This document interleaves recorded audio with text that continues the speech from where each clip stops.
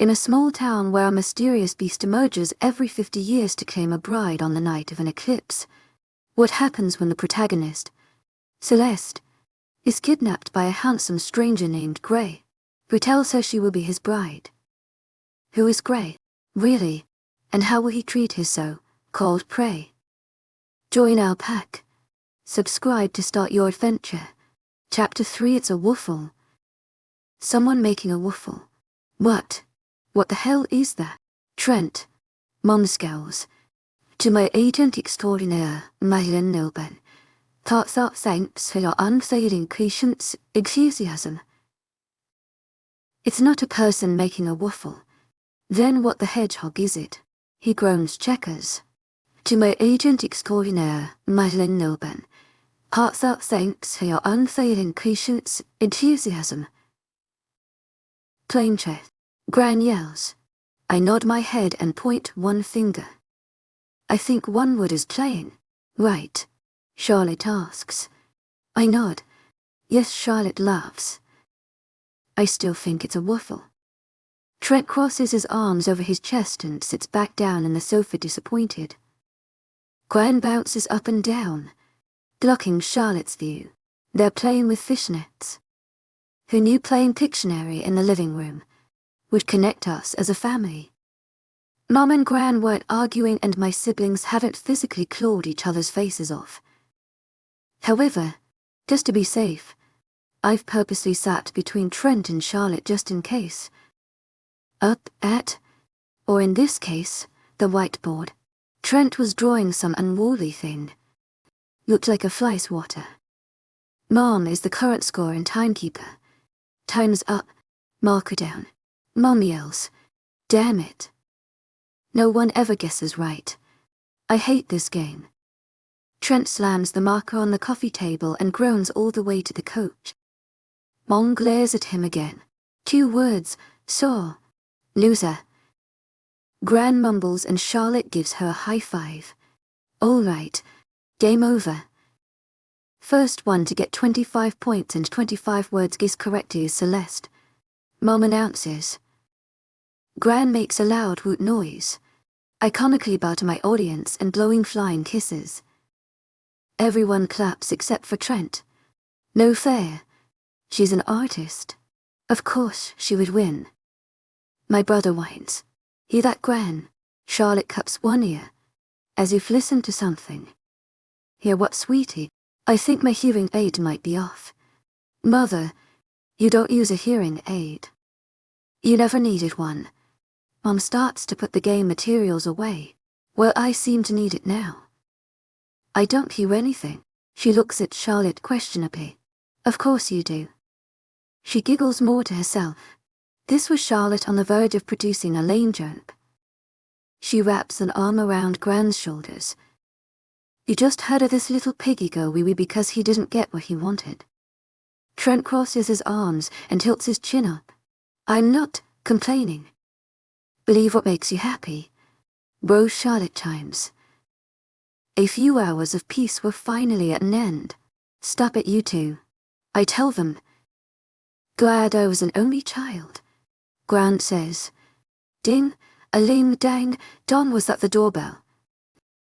It was the strangest doorbell I've ever heard. Mom gasps. Oh, I forgot to tell you guys. I invited Debbie and her family to eat lunch with us today. We hear a small smash.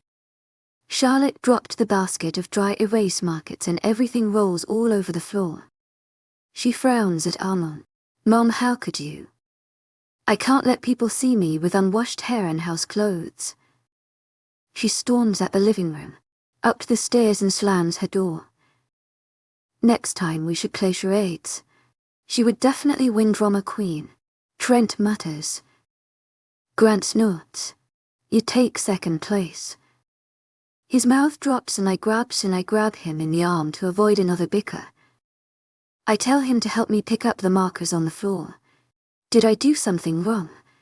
Mom asks me. She was referring to the situation with Charlotte. Trent kneels down and reaches for the markers that rolled onto the coach. Don't worry about her. Mom, she is being a diva. You better get the door before they think we left them standing. Gran and I stood up at the same time. Oh goody, Debs is here. I hope she brought something for me. She's much more caring than my own daughter. I wish you were more like her Tracy.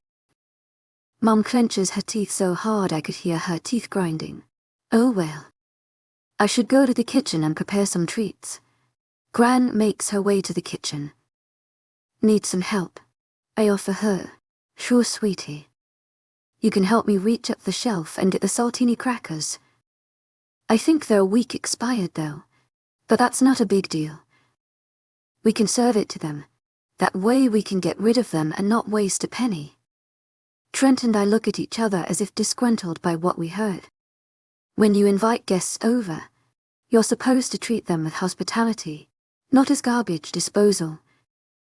Mum heads to the door. Welcome. Mum's voice echoes and we hear a collection of hellos and footsteps entering the house. Who's this? Mum says. My eldest son Leonardo. We call him Leo. He worked long hours last night. That's why you weren't able to meet him, but here he is. Debbie sounded so chipper. I could imagine her smile. I find it a coincidence that both her sons are named after two famous painters, Leonardo da Vinci and Vincent van Gogh. It's nice to meet you, Leonardo. Mum says. Please call me Leo. His voice was really deep. Deeper than anyone I've ever met, but it was also warm and not frightening. Spency. Celeste. Gran waves her hand over my face. Aren't you going to help me? Oh right. The crackers are in the second shelf in the food storage, which is located across the refrigerator. I'll get some apple cider stored in the bar downstairs. I think your mom bought a new pack this morning. At least that's not expired. To my agent extraordinaire, Madeline Nilben, heartfelt thanks for your unfailing patience, enthusiasm. When she left to the drinks, I emptied the bowl of stale crackers into a plastic bag and replaced them with chips. I searched the fridge for dip and prepared the sauce plate. I turned around with the bowl and sauce plate in my hands. My heart palpitates when I see Gran with 3 bottles of apple cider wrapped across her chest, standing inches from me, glaring at the chips and dip. Thought you can sneak past an old woman. As she slurs. Gran, it's not what it looks like. My instincts tell me to put my hands up, but with my hands full that wasn't going to work. I caught you dirty-handed. She reaches for the bowl. Before she could stop me, I make a dash for the living room. Celeste, good afternoon. Debbie sees me first and grabs me for a hug as soon as I place the food on the table. Was it me or was someone staring daggers at me? Good afternoon. I sit on the other coach with Trent and look over my shoulder to see if Gran followed me. She didn't, but I felt her watching.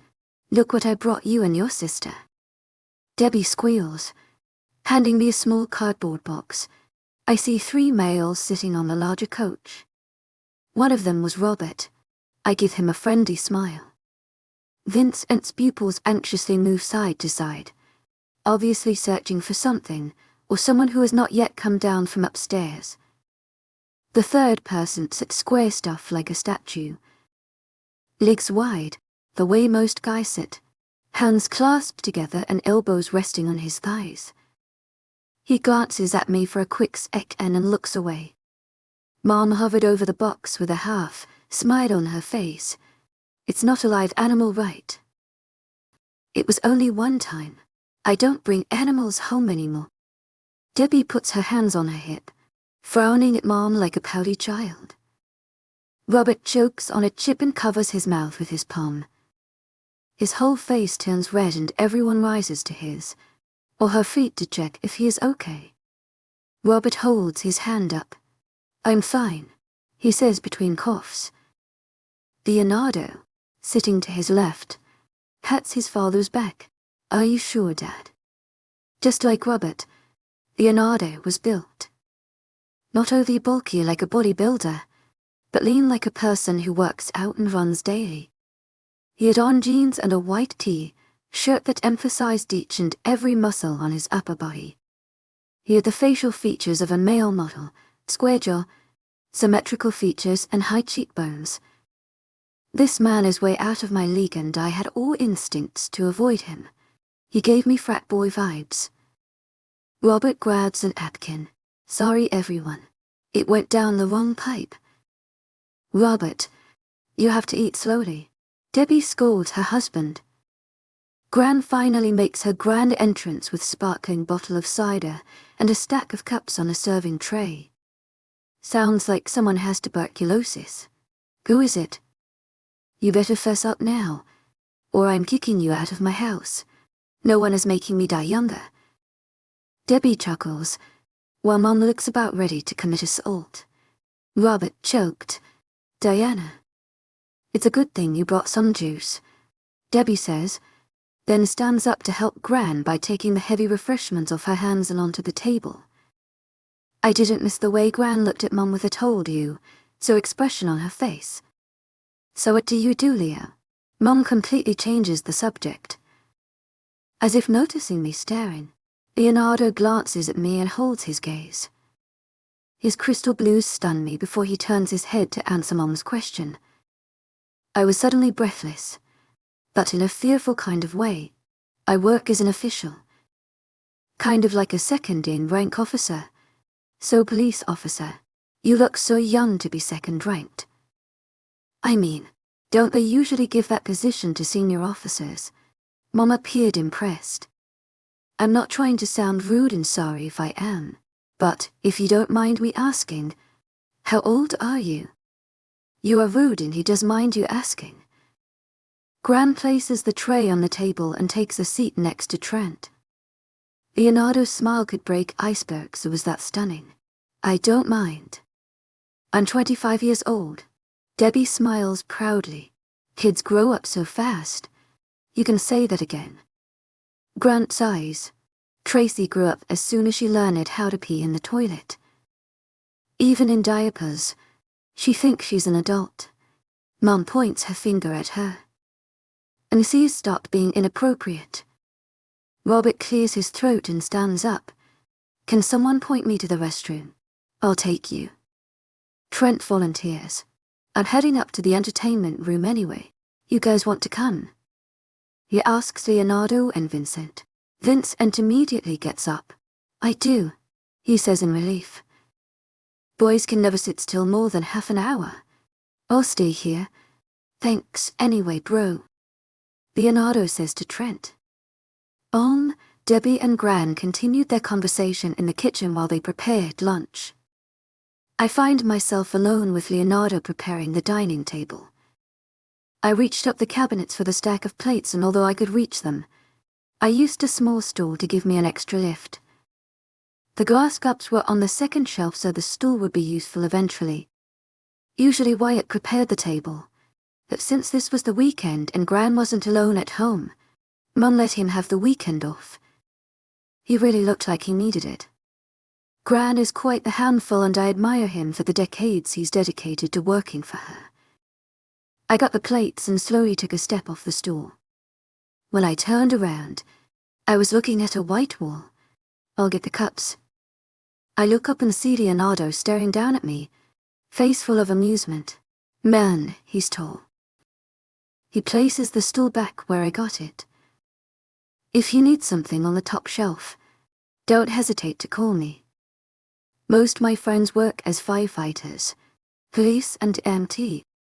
We get emergency calls all the time about people accidentally falling from reaching up the top shelf.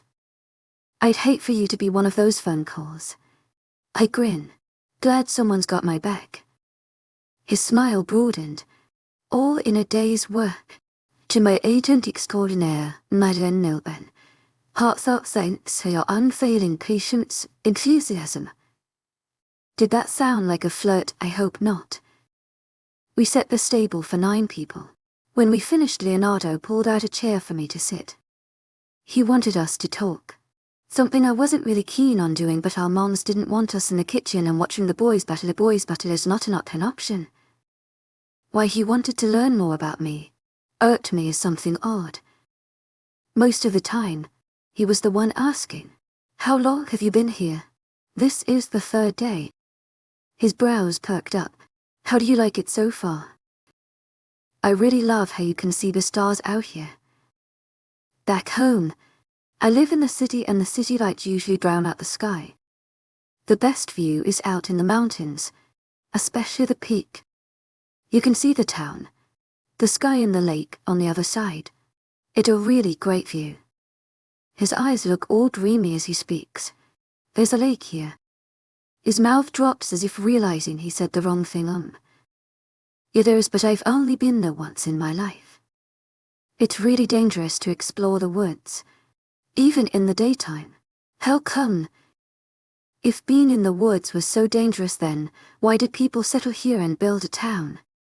There are animals in the woods that may attack people." "Well, that doesn't stop people from camping.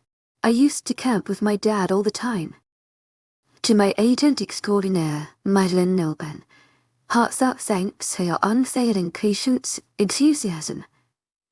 But the bittersweet memories made me feel kind of sad. His eyes lower to the floor and he fidgets awkwardly. "I'm sorry about your dad. Mom kind of mentioned it once. It has been 15 years since. You know." I grinned slightly.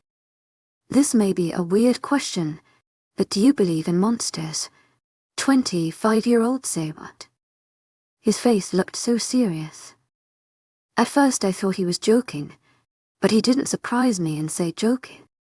Still, I thought his question was rather weird. Under my bed, or in my closet. There's a difference. Hoping he was a really great actor and fooled me. He reads my reaction and realizes I don't believe him. "Did your grandmother tell you a story? Little Mermaid or the beast that kidnaps girls?" He isn't amused by my carefree behavior and leans forward, caging me to a corner. "Look." He sighs and runs his hand down his dirty blonde hair. "In this town people believe that legend.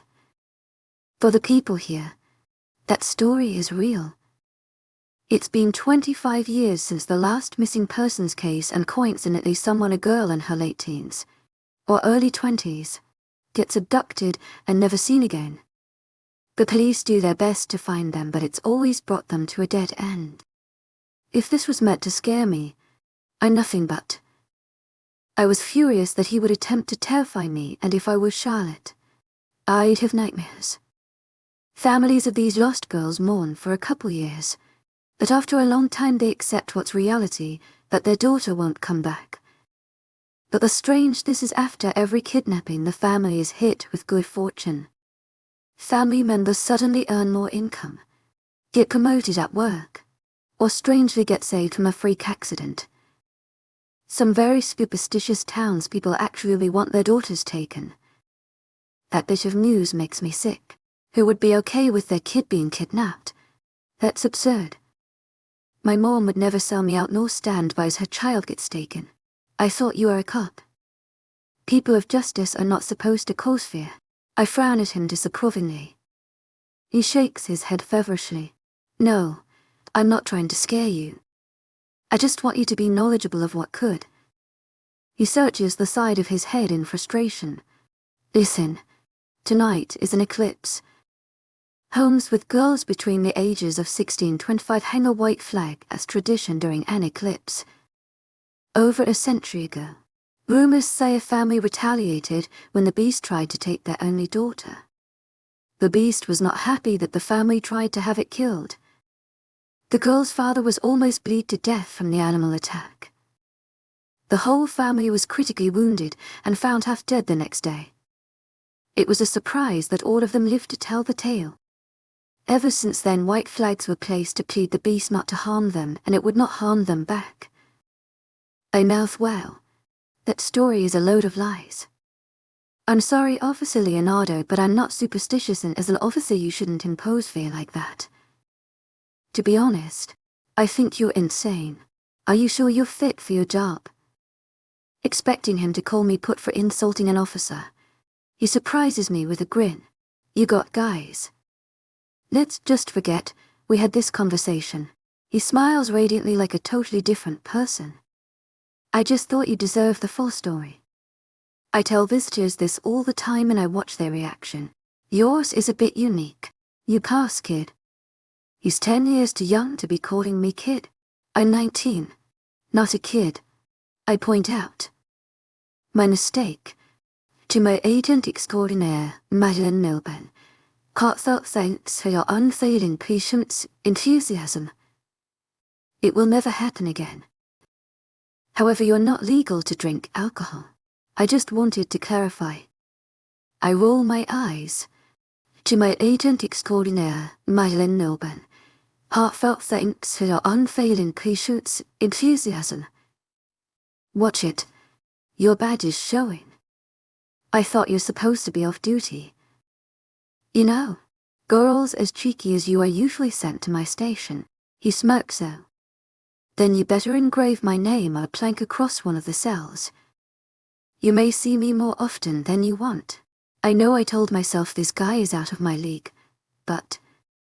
He looks me over and smiles suggestively, looking forward to it. When a hot guy flirts with you, you want to play along. Mom screams from the kitchen and tells me to call everyone for lunch. Enthusiasm, Leonardo tells me he needs to go to the restroom first and I should go ahead and call everyone to the table. I find Trent and Vincent playing Xbox. Freshly washed and glamorized Charlotte cheered for Vincent to happily let Trent kill his character once I called them for lunch. He did that thing again, placing his hand on the small of Charlotte's back as he pulled her along to the dining room. Dude, you weren't even trying. Trent complained about the game. Sorry, man. When we got to the dining room, everyone was seated except for Leonardo. Can you look for him? He probably got lost. Mom said, this was a large house. To my agent extraordinaire, Lycan Love, heartfelt thanks for your unfailing patience, enthusiasm. I went to the nearest bathroom and just as I see the doorknob twist open, but stopped midway as a cell phone went off. Hello, I shouldn't be eavesdropping. Yes, I'm here right now. I meet the newcomers. The daughters within age. Yes, they are informed. The grandmother placed the flag. I will be attending the shift tonight. Everything will run smoothly. Yes, sir. See you then, Alpha Grey. Did he just say Alpha? What the hell is going on in this town? Chapter 4. That awkward moment when you get caught eavesdropping. Like a deer caught in headlights. I stared at him with my eyes wide and my stance frozen. Few seconds later, my mouth starts working. Hi, everyone is waiting on you. Slowly he tilts his head, crosses his arms and narrows his eyes on me as if surveying. To my agent extraordinaire, Lycan Love, heartfelt thanks for your unfailing patience, enthusiasm. He was obviously not talking about isometric compounds, or the first letter of the Greek alphabet. The only other explanation my theoretical brain came up with was that alpha was some sort of police talk. Like code for boss. A while ago, Trent and I watched an action thriller about a rogue SWAT member. The rogue's teammates addressed him as Alpha because he was the strong and assertive leader of the group. That's probably what this was all about. Yo got a call from his boss, Alpha Grey. I imagine an old man with a nasty scar across his face. At a hook for a hand and he could be a pirate too. But why was Leah telling him about my family? My sister and I in particular. He told the person on the phone that Gran had put the flag up to. Chills ran down my back as I thought of horrible scenarios. Why the hell was this town so creepy? Get a hold of yourself, you're being over-paranoid. I'm starting to sound as crazy as this cracked uptown. We shouldn't keep them waiting. I say, avoiding eye contact. Because I really didn't want him to question me about having heard his phone call. He grabs my wrist before I walk away. Did you hear anything? Shit. Too late. I pull my wrist back and glare at him mockingly. Did I just get assaulted by an officer? He flinches. I'm sorry. I didn't mean to grab you like that. But I'd appreciate it if you answer my question. Trying my best to sidestep the topic. If you're telling me you hear dead people, I'm seriously going to slap you silly. Legends, beasts and now ghosts. I don't want to listen to you anymore. It's like he doesn't know how to handle me. He clears his throat. I mean, did you hear what I said on the phone? I tilt my head to the side, to act clueless. What are you talking about? He studies me for a few seconds as if trying to find some sort of clue on my face. At first I thought the pounding in my brain was the sound of my heart losing oxygen from holding my breath, but then I realized the noise was Gran doing what sounded like cartwheels upstairs. Gran's footsteps were always loud, even at night when she walked across the hallway to the restroom. I don't understand why she does that when she has a wand in her bedroom. What was that? Leo looked at the ceiling. Giant possum. Note to self, I owe Gran for that well-timed distraction. What? I'm kidding. I tug on his shoulder. Come on. The food's possibly already cold. This time he follows, and soon as we get to the dining table, I see the chicken completely torn apart like a group of wild animals had attached it. Everyone was engrossed with his or her meal and conversation to notice us sit down. Vincent and Charlotte looking at each other happily, enjoying one another's company. Trent and Robert were talking about medical herbs, much to my surprise. My little brother participating in intellectual conversation, using big and serious words. I was speechless. Mom and Debbie laughed every minute about something that didn't sound amusing. When Leo and I sat in our seats, I politely asked Mom why Gran wasn't at the table. Debbie smirked. She got excited after I gave her collection of my company's new threads. Every season, my fashion designers are sent new material for their clothing lines. By the end of a season, I collect the extra material that they throw away and save it for Diana. Your grandmother loves sewing things up. When I handed her the books, she lost her appetite and ran upstairs. Maybe I should have given them to her after we ate. There was a surprised look on Mom's face. I didn't know Mom liked to sew. Debbie placed her hand softly on Mom's arm. After you left, she took on that hobby. She's surprisingly good at it. She gave me one of her handmade bags once. I'll show it to you sometime. I use it at work sometimes and the girls at the office find it adorable. There was a slight remorse on Mom's face. I should go up there and bring her food. It's not good for her to skip meals. She left the table with Gran's plate and left upstairs. Are you guys ready for tonight? Debbie asked, silencing the table. What's tonight? Charlotte took a sip of her water. I groaned, wishing people would keep a lid on that topic already.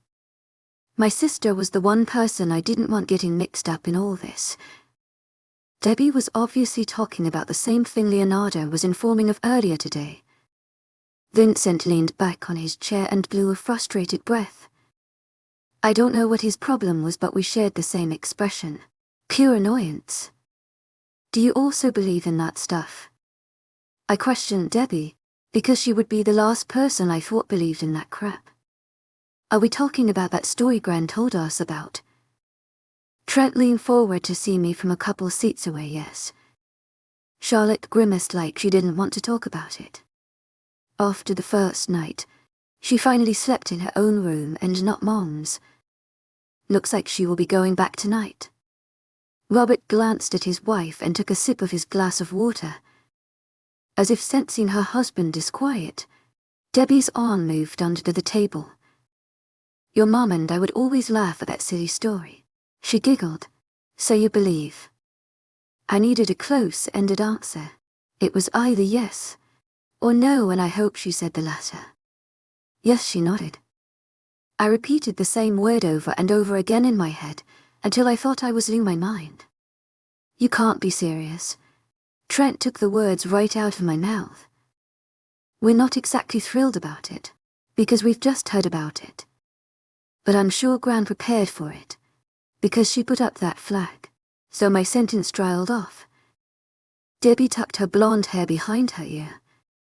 I know it's silly, But in this town we kind of consider it as some sort of holiday, Mom. Are you kidding me? Vincent shook his head. It's more of a pack thing.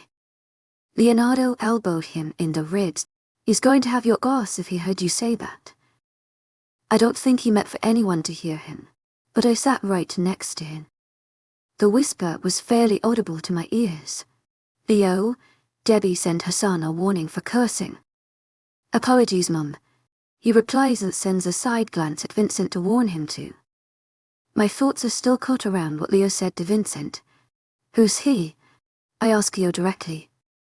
Leo let out an irritated sigh. He who shall not be named. Lord Voldemort. Charlotte giggled. Not snorted because Vincent was near her. Leo nearly rolled his eyes, but instead smirked. No, not that guy. He looked at me again. It's not important, Celeste. Please no more inquiring. It involved my job, and if I tell you I'd have to kill everyone in this room. Few seconds of silence. Leo smiles. I'm joking, but seriously. I talk about work-related things. It's private information that I'm not allowed to disclose. To my agent extraordinaire, Madeleine Noble, parts out thanks for your unfailing patience, enthusiasm. Debbie chose that moment to drop her fork. Dear me, I'm so clumsy.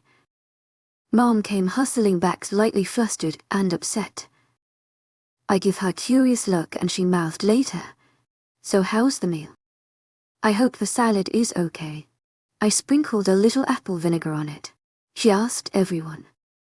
It's delicious, Tracy. Stop worrying and sit down. Debbie paused at Mom's chair. After lunch, Debbie and her family stayed for a half hour until Leo got up and said he needed to leave for work. Leo got up and clapped his hands together. Sorry to ruin this party, but I have another late shift tonight because of the eclipse. My team and I work overtime on days like these to make sure no one gets hurt or runs into trouble. Ironically, the cops work late and a girl still gets kidnapped. I wanted to tell him he doesn't do his job properly, but that would just insult him. Something about this guy makes me a little hot-blooded, and not in a good way. His attitude makes me want to punch him in the guts. You have my number. Call me next time you want to hang out. Vincent says to Charlotte, who blushes like mad. He neither tried to kiss her or hug her, but he touched her shoulder lightly with his palm the same way he places it on the small of her back, and it looked intimate enough. Gag me, Trent says under his breath and walks back into the house. Gran left her room a couple minutes ago, and now she's sitting across the coach waving Debbie's family goodbye from the open window. Thanks for the materials, Debs. Anytime, Diana, Debbie says while giving Mom a big hug. By Tracy. Robert clasps his wife's shoulder. I should tow her away from you before she decides to hang for another whole day. Mom laughs. I know she would. You guys are no fun. Debbie frowns. I see Leo straddle his bike outside and he flips the screen on his helmet up. He looks at me and waves me to come over to him. I shake my head and he rolls his eyes. If you ever need me, call my direct line, 911. The operator will page me as soon as you call. He yells over the sound of the motor. He holds his hand up as he leaves our driveway and leaves before his family. We just meet and he already likes pushing my buttons. My mom and Gran look at me knowingly and I blush in mortification. Knowing her son, Debbie ignores him. He's probably had more relationships than the fingers attached to his hands. Robert shakes his head and nudges Vincent's back, telling him to get in their car. Vincent hadn't kept his eyes off Charlotte since they got here, and now he's having a hard time leaving her. QVA Wes. It will be hard to watch them say their goodbyes when we leave this town in a couple days. We initially planned to stay here for 3 weeks, just to visit Gran, and then we'll live our routine lives in the West again. I can already imagine having to brag Charlotte in the car and lock the door just to make her leave this place. By Celeste. I hope we see each other again soon. Debbie hugs me tightly. Stay safe. She whispers over my ear so soft. Perhaps I imagined it. A beautiful young woman like you a man can't resist. She kisses the side of my cheek, before getting in their car. Like mother, like daughters. Mom said, smiling. She wrapped her hand around my waist the way she did Charlotte in her other arm by. We say one last time. They drive away in Robert's black sedan. That night, I grew nervous by the hour. After dinner, while helping Mom wash the dishes, I asked her, Mom, you lived here for a while. How come I don't hear you talking about that silly story everyone talks about? She places another plate into the dishwasher. Everyone. I nod. Debbie and Leonardo talked about it. Not Debbie too. She groans. It's not true. Don't worry about it. How do you know? I feel stupid for even saying it, but I wanted to hear Mom's rational explanation. That is another reason why I left this town. The people here are very superstitious. I can't explain why girls go missing, but it's hypocritical that an animal would be the reason for it. Right, I smirk. When I got to bed that night, I closed the window. I didn't feel like leaving it open tonight. Charlotte asked to sleep in Mom's room like I had expected. The digital clock by my bedside reads 10:45. My brother and I usually don't sleep at this time, so I feel somewhat relieved that I wasn't the only one awake. A knock startles me. My heart thumps like a jackhammer against my ribs. Are you sleeping? No, if I was sleeping, I wouldn't be answering. My door opens a crack and I see Gran's head peep inside. She sees my eyes brightened wide, awake. I just wanted to make sure you're okay. You're sleeping alone tonight. Like I've done in the past 2 days and almost all my life. I'll be okay, Gran. I'm not afraid like Charlotte. She crawls up to me and sits on the side of my bed. That's what I'm worried about. What are you talking about? She's wearing one of her sleeveless nightgowns, the typical outfit a grandmother would wear.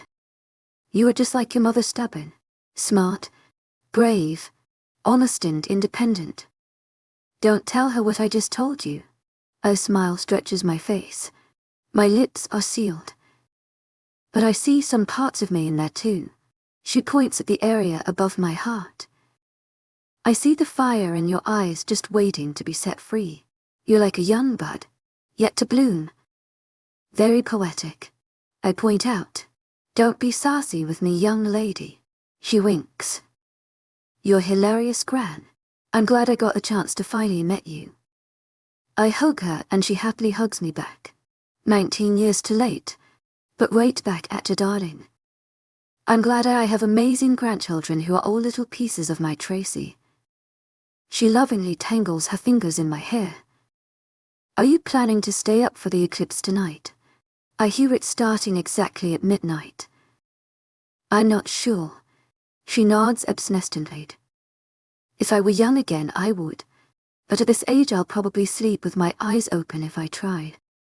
I should better get going now. I don't want your mom stealing my jam for keeping you up all night. Sleep tight, love. Night, Gran. Night, Celeste. It took a while, but my eyes started to feel heavy. He stood inches away from me, taut muscles gleaming against the light of the full moon. This man, I have never met before. We were in the middle of the wood, his face veiled by the shadow of the tree above him. I watched him, feeling cautious as to what I was doing here. My arms tightened around me as my body quivered, but I couldn't feel the cold. His arm flexed. I saw him lift his palm, offering it to me. I shook my head.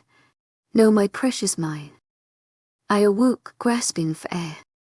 Pulling down the blankets, I got up and sat at the edge of my bed facing the window. My whole body was drenched in cold sweat. My heart was working on overload. Maybe I should go downstairs and get a glass of water.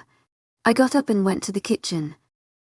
When I came back, I set the glass on my bedside and tried making myself comfortable in bed again. From the corner of my eye, I see the green illumination from my digital clock. I turned to my side and grabbed it. When I looked at the numbers, it read 12, midnight. To my agent extraordinaire, Lycan Love, heartfelt thanks for your unfailing patience, enthusiasm. I looked out the window and realized it was completely black outside. The only light coming from my room was my clock. The eclipse has started. For some reason, the fact makes me feeling jittery. I look at the window once more and blink 3 times when I see 2 pairs of bright yellow dots staring straight at me. It's just fireflies, I tell myself. Glancing again, they were gone. Fireflies. Calm down. It's just a silly story, I tell myself. An ear-tingling scratch makes cringe all over. The window remains closed, but I feel my skin prickly as if a gush of wind just passed by.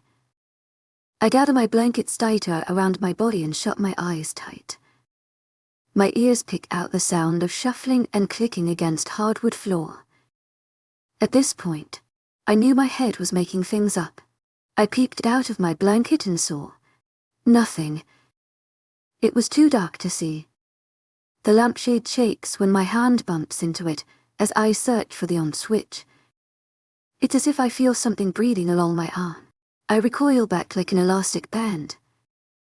Nearly swearing under my breath, I sit up. Trent, is that you? I growl coming from front of my bed. Virtually has me leaping. I hit my head on the bedpost and now it's pulsating. Trent, this is not funny. I hear clicking again. When I find you, you're going to be sorry. Hopping off the bed, I circle around my bed searching for my chirp of a brother. If you don't show yourself, I'm going to wake Mum up. That will surely scare him. Something soft, cold and wet traced patterns down my bare leg. I stood stunned as a statue trying to figure out what that something was. My hand reached down and I felt something soft, furry and not belonging to my room. The thing whimpers. My foot instantly kicks out and I hit whatever it was, making it yelp. Gran doesn't have a dog. I freak out and run towards my lamp, turning it on. Never in my life would I imagine seeing a half-naked guy standing in my bedroom. Oh shit. The half-naked jerk smiled, showing off his delectable dimples. Body, lean and hard, short hair, dark black and tousled like it hasn't been combed. "You," he says. "What the hell are you doing in my bedroom? On private property?" I don't give him the chance to answer. Before I gasp, "How did you get in here?" I panic, unconsciously covering my chest, then panic a little bit more when I realize I'm not wearing a bra and had on only a tank top and shorts. He knows I'm about to scream and lunges. He covers my mouth with his palm and pulls out a cloth from the back of his pants. He uses it to gag me. Believe me, I struggled, but he was too strong. I can't see what's going on anymore. He covered my eyes too. Arms slide underneath me and holds me out the window, kicking and flailing. Everything happened so fast. Oh my God, we are on the 2nd floor. I close my eyes on instinct as I feel gravity pulling us down. My screams are muffled over the cloth. Just when I thought we died, I feel the force of his feet hitting the floor. My body vibrates from shock. This man is not human. No one could survive jumping that high and walk away as if it was nothing. He sets me on my feet and grasps both my wrists. I'm trembling as I sense his movements. The cloth around my eyes loosen and one eye peeks out. It was freezing cold outside, but the cold was least of my worries. It was too dark for me to see him, whoever this crazy man was. I look up and notice a crest moon. The eclipse was barely over. My common sense flicks back and my first instinct is to fight back, kick, punch, me, but nothing was working. I couldn't quite register the sound, but I swear I heard him chuckling as I struggled to kick his ass. Out of breath and tired, my knees collapsed. His muscular arms haul me over his shoulder, and I grunt when his shoulder bone digs deep against my hip. This was not happening. I could not grasp the situation. I accept being insane as long as this was all a figment of my imagination. My body started bouncing as he ran towards the wood. With a tilt to his head, he lets out an animalistic howl. Every half-century in a small little town hidden in the woods, a beast comes out from the forest to claim his bride on the night of our eclipse. The people have called this phenomenon the taking, this beast said to be very dangerous.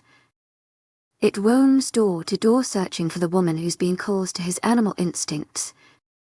He will kill, mutilate and destroy everything in his path until he finds his bride.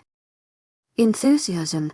In the past, the townsmen have tried to hunt the creature and kill him before they can steal one of their marriageable daughters.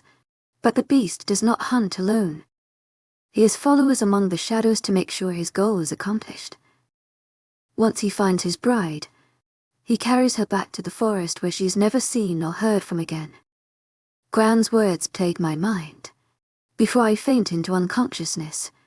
Chapter 5. A drop of liquid falls on my cheek and jolts me awake.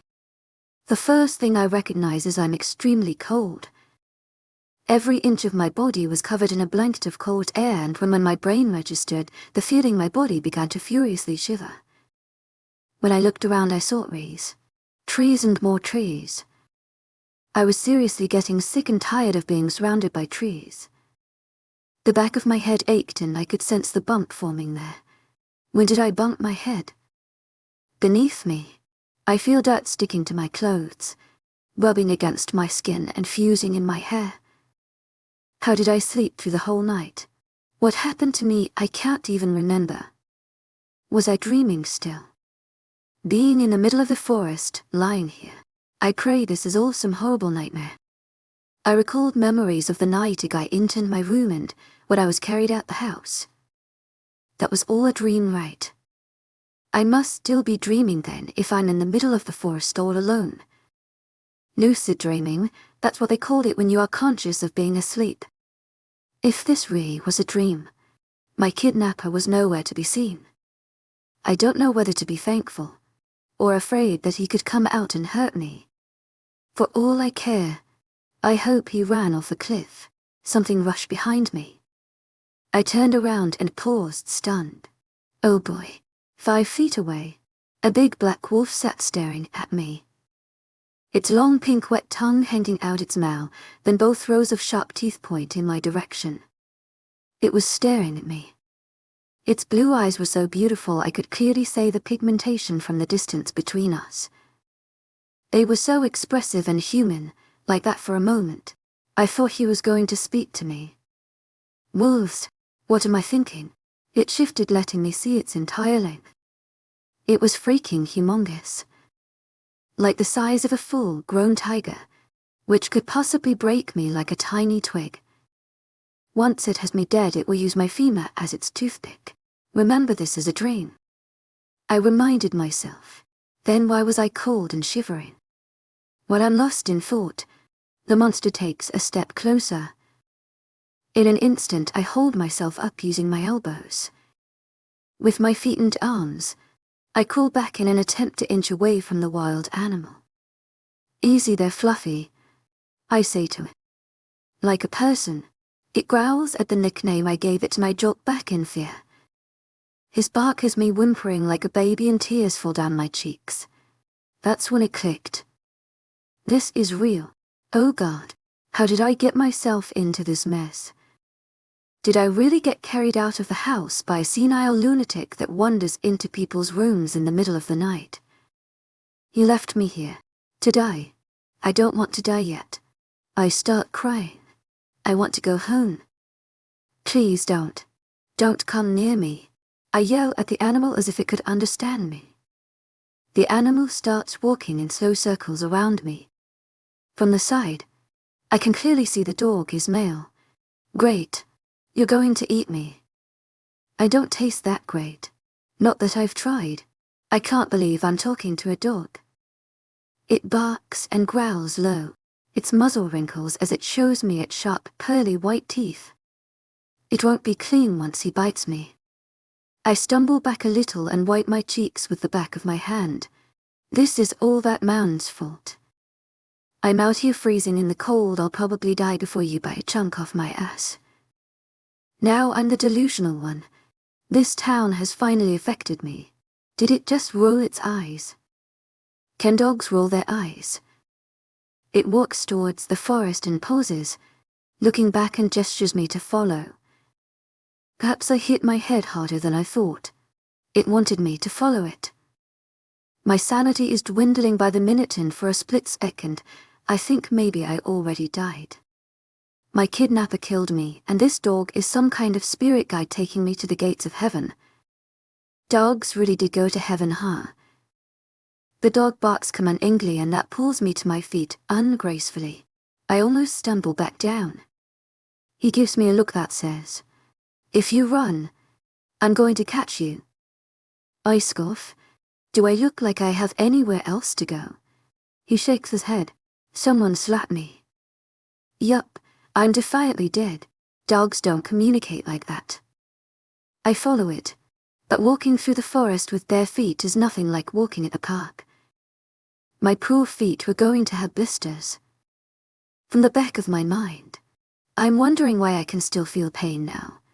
I'm supposed to be dead. Heck with it, I've never been dead, so why am I complaining? Where are you taking me? I ask him. If it talked, I wouldn't be surprised, not anymore anyway. I'm officially out of my mind. He suddenly stops and I almost run into him. I look around to see a spectacular waterfall. Blissfully still and silent, I awe at the magnificence, and ignore the dog vanishing into the trees. Below the waterfall, the water looked dark blue. Most likely, there was a deep underwater current that could pull a person down to their deaths. Like all beautiful things, they hold something so dark and dangerous. The spray of water pelts my body, and soon I have droplets running down my skin. My top and shorts start to feel moist, and I shudder from the cold once more.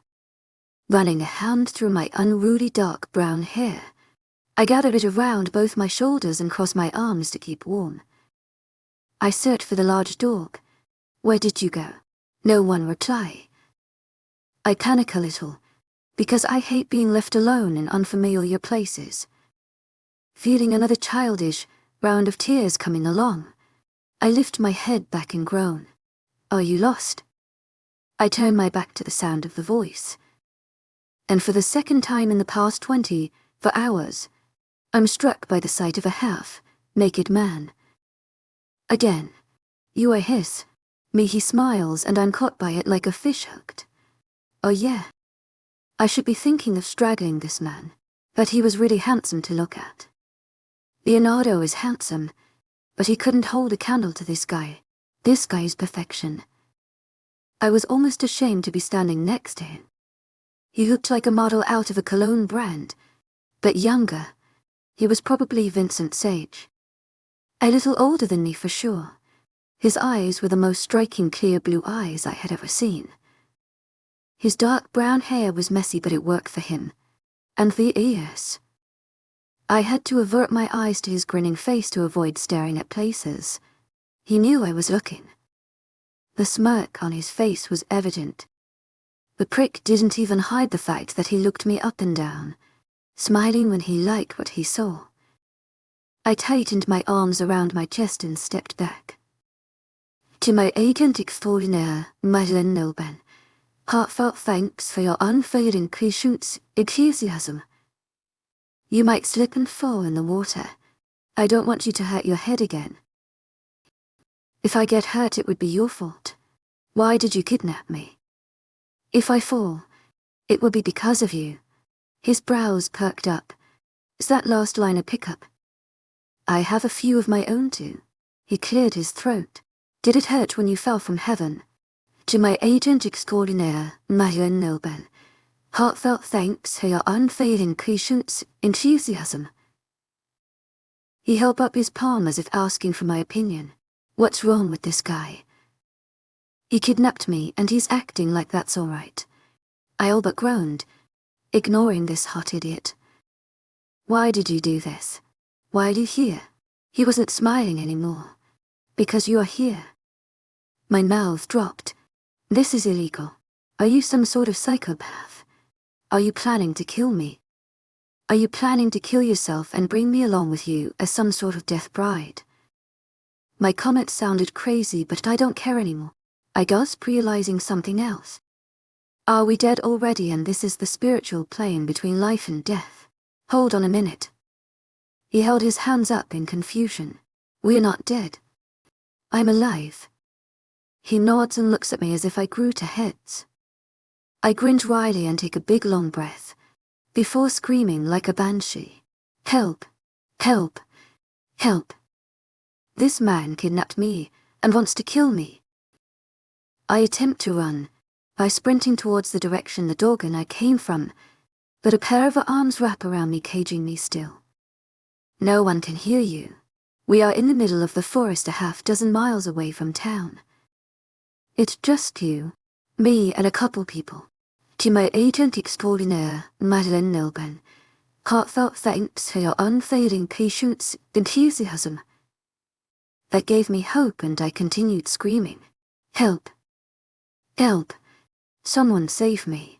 These people follow me and obey my every command, so it's no use. He brushes a strand of hair away from my face and I turn my head, avoiding his touch. Vincent was right. This is some sort of pack. A pack of weirdos who are in some sort of wicked cult. The words just slipped out my mouth. Who said what? He sounded angry. That mutt's going to get it now. My eyes widened. You're going to kill him too? I completely disregard the fact that he knew who I was talking about. No, no one is going to die. He holds me up his shoulder and I fight. Or try to. Please, take me back. My family could be looking for me. If you return me, I promise not to tell anyone. I plead, and that last part was of course a lie. I can't. And why not? Because, darling, you're going to be my bride. I gasped. You can't be serious. I'm not going to marry a kidnapper. Can you hear yourself? You're crazy. It's what needs to happen. It's part of the legend. A ritual that's been practiced by my family for hundreds of centuries. Crap. I'm with a nutcase. Look, you need a psychologist. Your family needs counseling. My mom works in a hospital. I think we can arrange something. Just take me back to her. I'm not marrying you. He sighs and doesn't respond. He walks into the water and I don't realize what's happening until he is submerged up to his hip. I squeal when one of my toes touch the freezing water. What are you doing? One of my hands grab onto his hair and pull from the roots. I like. He chuckles. Slapping him upside the head wouldn't be a bad idea right now. If only I could do it without him dropping me. Stop. I can't swim. I lie. To my agent extraordinaire, Lycan Love, heartfelt thanks for your unfailing patience, enthusiasm. Yes, that's okay. We aren't swimming. Before I could retort, he drags me under the waterfall. I should have saved up my breath, but I screamed when we plunged into the water and swallowed large amounts of water. My hand loosened from his hair and flowed, taking my soul with it. If it weren't for how tightly he held me, I think my soul would have happily left my body. It wasn't even a minute passed and we resurfaced. He lifted me out first and gently placed me on a hard surface. I coughed and gagged, but the water heavily settled in my stomach. It felt like I swallowed fish. I think I'm going to be sick. A hand rubs smooth circles across my back. You'll be fine. Don't touch me. The tenderness vanishes and is replaced by harshness. He grabs me under my arms and yanks me to my feet. Dripping wet, water trickles down his chest into his narrow hips. I swallow before looking him in the face. You're not how I imagine you'd be. He whispers, turning so his back is to me. At first I think it's because he's angry, but I see the faint redness on his cheeks and look down to see my shirt completely see-through.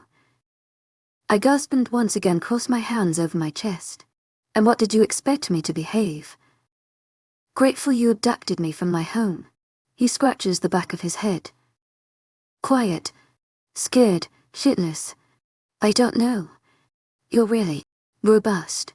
Did you just call me fat? I cross my eyes at him. No, he stutters.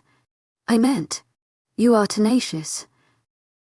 If you don't like my attitude, then you should have kidnapped a feather brain. He frowns and crosses over to me, grabbing my waist and leans my body against him. I'm slightly uncomfortable with how touchy he is. But what do I expect from a kidnapper? He could be a molester. Before I pull back, he grabs under my chin. You are perfect and I couldn't have chosen anyone else better. Despite the cold, my body warms up from his words. I melted against him, basically molding into his body like a perfect puzzle piece. He moves his hand up my back, pulling my shirt along with it, and stops below my shoulder blades. My heart hammers against my ribs and I'm confused about the tingly sensations in my stomach. And it's not the water. The hitch in my breath causes him to smirk. See, we are compatible. He looks down and I follow his gaze to our intertwined legs. Angry, I push him against his chest, pulling us apart. I just met you and I hate you. I hiss, keeping a safe distance between us. There is a thin line between love and hate. I passionately love to hate you. You're cute, he says smugly, and you're deranged, only because I'm crazy for you. I hide my blush by looking down. I'm blushing at my kidnapper. My world has turned upside down. I want to go home. This is your home now, he says flatly, in a cave behind a waterfall. Are you shitting me? No, if you'll cooperate we would be home by now. He takes my hand and I try to snatch it back, but he tightens his finger to the point it almost hurts. That hurts, you jerk. I complain. Can you keep quiet for at least a minute? Good. I'm annoying him. No, he groans. I can't wait for you to meet my parents. My eyes widen. You're what? Am I on live TV? Because this is getting ridiculous. He doesn't respond and practically drags me deeper into the cave's darkness, where I hear the sound of squeaking little creatures. I completely shut my mouth. I hate small rodents and eight-legged insects.